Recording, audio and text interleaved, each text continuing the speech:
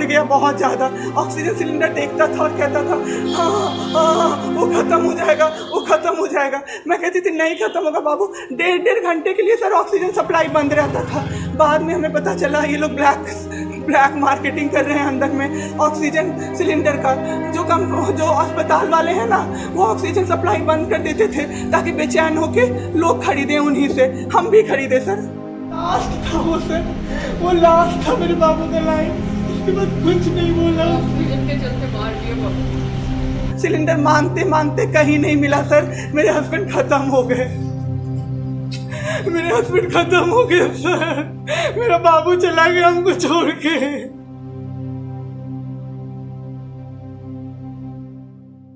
Sir हम लोग नोएडा में रहते हैं, मैं और मेरे हस्बैंड।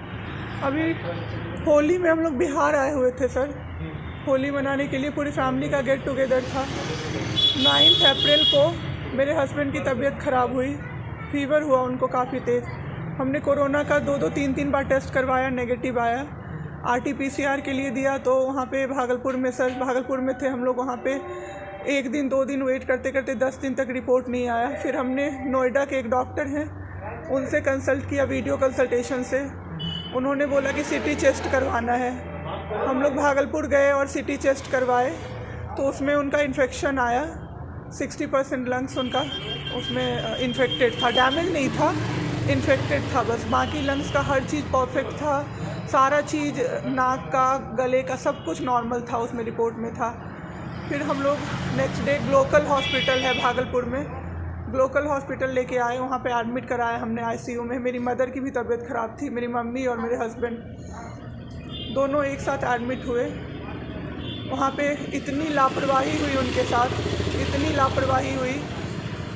डॉक्टर्स आते थे बस विज़िट के लिए, 10 मिनट देख के गए। उसके अलावा जितने भी वहाँ पे नर्स थे, कंपाउंडर्स थे, सारे के सारे जल्लाद थे सर। कोई दवाई तक नहीं देना चाहता था पेशेंट। मेरी मदर टचवुड बेटर कंडीशन में थी थोड़ी, मेरे हस्बैंड बोल भी नहीं पा रहे थे उस समय तक। इशारे से पानी का ऐसे ऐसे बताते थे, लेकिन कोई उनको पानी नहीं पिलाता था सर। वो मुझे हार के फ़ोन करते थे कि पानी पिला दो।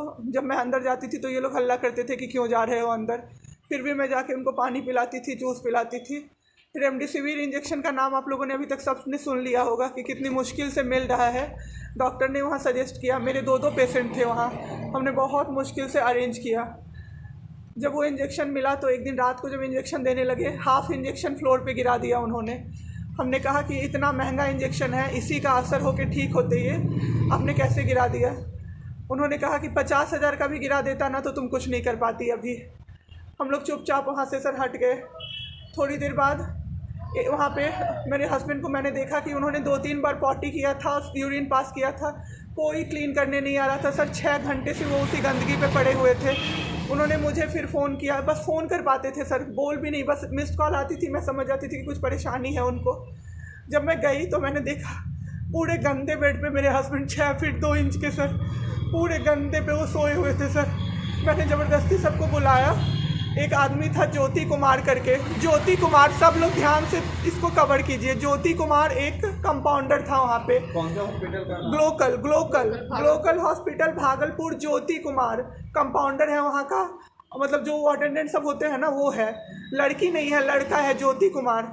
उसको मैंने रिक्वेस्ट किया कि भैया प्लीज़ आप मेरे हस्बैंड की मदद कर दीजिए, रात में ये लोग रुकने नहीं दे रहे हैं मुझे अपने पास, इनके पास। उसने बोला ठीक है ज़रूर मदद करूँगा, ये कह के, और मैं अपने हस्बैंड से बात करने लगी। इशारे से ही वो बात कर रहे थे, मैं बोल रही थी। अचानक से मेरा दुपट्टा खिंचाया बहुत ज़ोर से। मैंने सोचा क्या हो रहा है, जब मैंने पीछे मुड़ी तो मेरे कमर पे उस आदमी का हाथ था और मेरा दुपट्टा वो ज्योति कुमार खींच रहा था।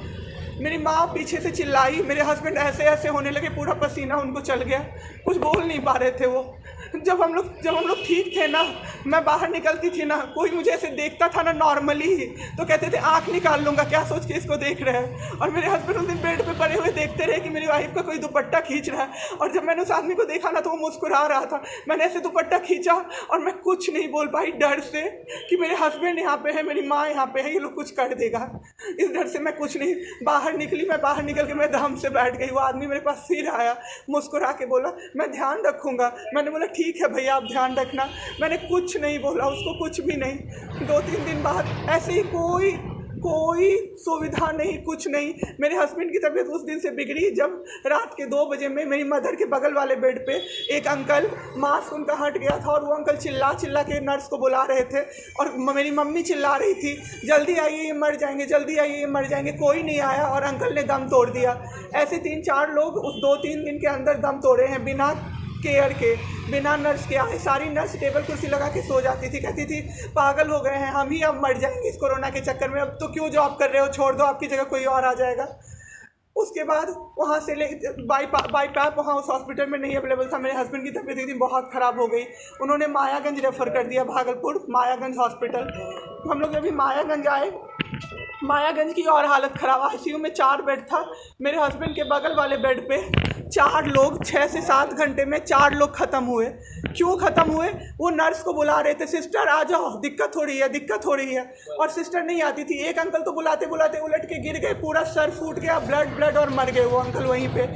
इतना मेरे हस्बैंड डर गए। शाम होते होते मेरे हस्बैंड की तबीयत अचानक से ख़राब होने लगी, पूरा ये सब ड्राई हो गया, एक लेयर वाइट कलर का जम गया उनके ऊपर, बहुत ज़्यादा तबीयत ख़राब हो गई। हम लोगों को समझ में नहीं आ रहा था कि हो क्या रहा था। अचानक से मेरे दिमाग में आया ना, बुलाते नहीं, डॉक्टर को कम से कम 5-6 बार मेरी बहन बुलाने गई है, क्योंकि कोई डॉक्टर था ही नहीं ड्यूटी। कब हुई आपके हस्बैंड की देखना? परसों। सुनिए मेरी बात, पहले पूरी कहानी मेरी सुनिए।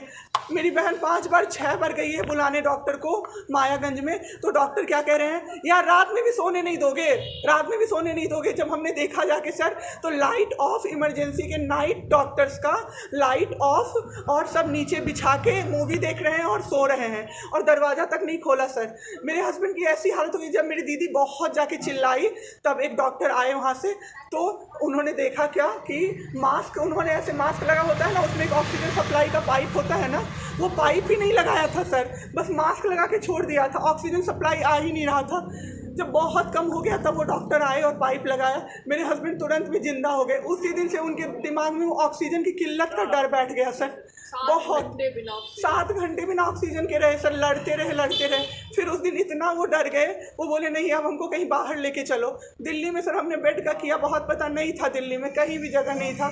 हम पटना आए, राजेश्वर हॉस्पिटल में सर पटना आए। यहाँ पे इन्होंने कहा आईसीयू में अटेंडेंट नहीं अलाउड है, नहीं जाओगे आप। मेरे हस्बैंड रोने लगे कि मेरी वाइफ को बस भेज दो, वो रहेगी तो मैं ठीक हो जाऊँगा। इन लोगों ने नहीं अलाउ किया सर। आज मैंने देखा, एम्बुलेंस से हम लोग भागलपुर से पटना आए थे राजेश्वर, रास्ते में उनको 3 बार पॉटी हुई थी सर। उसी गंदे बेड पे उनको 4-5 घंटे राजेश्वर में सुलाया रहा। मैं 10 बार जाके बोली बाहर से कि सर प्लीज़ बेड क्लीन कर दीजिए, वो हम लोग देख लेंगे ना। एक डॉक्टर निकले, मैंने बोला, वो मेरे हस्बैंड अंदर से ना बोल नहीं पा रहे थे ना, अंदर से ऐसे कर रहे थे, बुला रहे थे सबको। मैंने कहा सर वो बुला रहे हैं किसी को बाहर से, तो एक डॉक्टर मुझे कहता है अरे छोड़िए ना, वो छोड़ा तो ऐसे ही बौखला रहा है जब से आया है। मैं उस समय कुछ नहीं कर पाई सर। उसके बाद उनका ऑक्सीजन लेवल जब 37 हो गया, तब मेरे साथ मेरी दीदी थी, मेरे जीजा जी थे और मेरे जेठ थे। तब मैंने अपने जीजा जी को बोला कि अब मेरे से नहीं रहा होगा, मुझे किसी तरह से अंदर भिजवाइए। तब उन्होंने ज़बरदस्ती मुझे अंदर भेजा और 37 से 74 मैंने कर दिया 10 मिनट में। मेरे बाबू का ऑक्सीजन लेवल मैंने बढ़ा दिया। उसके बाद इन लोगों ने मुझे बोला, मैंने बोला सर अटेंडेंट अलाउड है, सारे के अटेंडेंट बैठे हुए थे। तो एक डॉक्टर ने मुझे बोला अटेंडेंट अलाउड नहीं रहेंगे तो कैसे काम चलेगा, सब तो कोरोना से बीमार पड़ रहे हैं, हम लोग कितना देखें, हम लोग क्या मर जाए खांसते खांसते सबको देख के। बैठिए चुपचाप और देखिए। 15 दिन तक सर एक टेबल पे एक लगातार मैं बैठी हूँ। आज 1 महीना पे मैंने ब्रश किया है सर, 1 महीने पे ब्रश किया है मैंने। बाबू को बहुत ठीक कर दिया, इतना स्ट्रॉ लगा के सर, मास्क के अंदर से स्ट्रॉ लगा के बाबू को मैंने जूस, दाल, रोटी सब कुछ पिलाया सर। इतने ठीक हो गए ना कि जो डॉक्टर फर्स्ट डे बोला था ये बचेगा नहीं, वो डॉक्टर सर 3-4 दिन बाद कहता है टचवुड क्या कर दिया आपने इनके साथ, ये तो एकदम ठीक हो गए, गजब का फाइट दिया आप दोनों ने मिलके। मुझे क्या पता था कि मैं फाइट दे रही हूँ और ये लोग मेरे बाबू को ख़त्म कर देंगे। इतना ऑक्सीजन का किल्लत सर, मेरा बाबू डर गया बहुत ज़्यादा। ऑक्सीजन सिलेंडर देखता था और कहता था हाँ वो ख़त्म हो जाएगा, वो ख़त्म हो जाएगा। मैं कहती थी नहीं ख़त्म होगा बाबू। 1.5 घंटे के लिए सर ऑक्सीजन सप्लाई बंद रहता था। बाद में हमें पता चला ये लोग ब्लैक मार्केटिंग कर रहे हैं अंदर में ऑक्सीजन सिलेंडर का।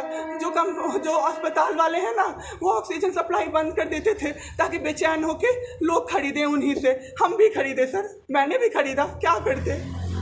क्या करते, हमें भी तो चाहिए था।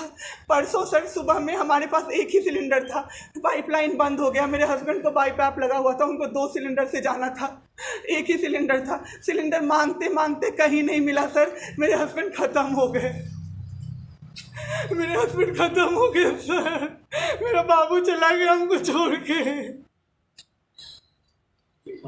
आपके साथ यहाँ पे भी सर, यहाँ पे राजेश्वर में डॉक्टर अखिलेश गंदे गंदे इशारे कर रहा था मुझे सर, चलता था ना तो मुझसे सट के क्रॉस करता था सर, मैं इग्नोर कर देती थी कि मेरा हस्बैंड है यहाँ पे, वरना अगर बाहर होता चप्पल खोल के मैं मारती सर ऐसे इंसान को। वहाँ पे मायागंज हॉस्पिटल में डॉक्टर्स, कोई भी डॉक्टर नहीं आता है, कोई सीनियर डॉक्टर नहीं, जूनियर डॉक्टर नहीं, और पेशेंट की सिर्फ एंट्री कर देते हैं कि फिजियोथेरेपी किया गया, ये बेबाबू नाक का क्या करते हैं, नेबुलाइज किया गया, 4 बार नेबुलाइज किया गया, कोई चीज़ नहीं होती है, सिर्फ पेशेंट की एंट्री कर देते हैं। एंट्री सब किया हुआ रहता है, ये बड़े डॉक्टर आए, ये बड़े डॉक्टर आए, उन्होंने पेशेंट को देखा, नेबुलाइज किया, फिजियोथेरेपी हुआ, पेशेंट को कुछ नहीं, मतलब सीपैप पे पड़ा हुआ पेशेंट, और उसको देखने के लिए 24 घंटे में कोई नर्स नहीं आती है, रूम बंद करके, और सब सोते रहते हैं। दरवाज़ा ठकठकाइएगा तो चिल्ला के बोलेगी दूर भागो यहाँ से, कोरोना पेशेंट के यहाँ से आई हो, हम लोग अभी रात में नहीं आ सकते, हम लोग क्या मर जाए पेशेंट के लिए? कोई नहीं आता है, कोई नहीं आता है देखने के लिए किसी को। ये लोग पटना में अभी तो 26 तारीख को आए पटना। मैम आपके साथ जो ये सब हुआ है, गलत हुआ है, इसकी शिकायत आपने किसी को की है? अभी किसको करे सर, परसों तो मेरा बाबू गया है, परसों शाम। अब क्या चाहती हैं सरकार से, क्या? अभी सबसे पहले तो मैं चाहती हूँ कि सारे जगह ये, सबसे पहले तो मुझे कोई प्लेटफॉर्म मिले जिस पे मैं ये बोल सकूँ टीवी पे जाके, ताकि लोग बचें। अब जिसके साथ जो हो नहीं हो वो तो सेकेंडरी है, हमारे जैसे जो लोग उसमें पड़े हैं ना, जो ये छोड़ के भूल जाते हैं कि पेशेंट का ख्याल डॉक्टर्स रखेंगे, वो जाके अपने पेशेंट का ख्याल रखें, नहीं तो सब मर जाएंगे सर, सब मर जाएंगे। एक डॉक्टर एक दिन आए राजेश्वर में, कहते हैं अरे ये बेड अभी तक नहीं खाली हुआ है, मतलब ये आदमी अभी तक नहीं मरा है। एक आदमी के बारे में आप सोचो सर जरा सा, आप सोचो सर जरा सा। मेरे हस्बैंड को वेंटिलेटर पे नहीं रखा सर, वो शायद बच जाते। और जब मेरी एक फ्रेंड है डॉक्टर, उसने बात की कि आपने वेंटिलेटर भी क्यों नहीं रखा, तो झूठ कह रहे हैं कि फैमिली वालों ने मना किया, क्योंकि हमें कोई सजेशन नहीं दिया गया कि वेंटिलेटर पे आप रख सकते हो, कुछ भी नहीं सर। वो बस वेट कर रहे थे कि ये बेड खाली हो।